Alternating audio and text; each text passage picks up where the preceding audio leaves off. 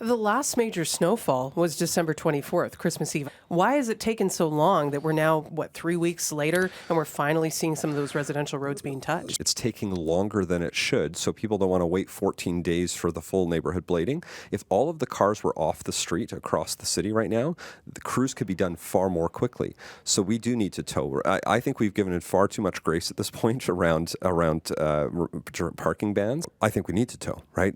We need to put in the resources so that we can tow, because when cars are not off the street, which we're seeing pretty low compliance right now, it means the job that's getting done is not as good as it could be. This is an abnormally large snowfall year, but I do think that even in an average snowfall year, the local roads are where I hear the greatest frustration from Edmontonians, and there is a need to set a higher service standard.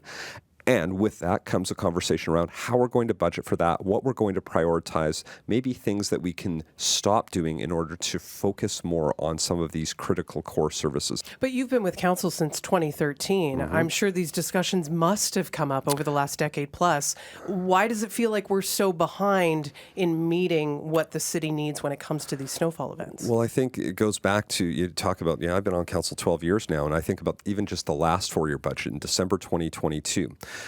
The last term of council did increase the budget for snow removal. We increased it in 2023, 24, 25, 26. It's the first time in a long time that council increased the base level of funding for snow removal. So the biggest driving factor behind our snow removal efforts is just how many kilometers of road we have. Because you think about most Eastern Canadian cities, even Calgary and other major cities, there was a long debate about 7 years ago around calcium chloride. Right. We stopped using that tool.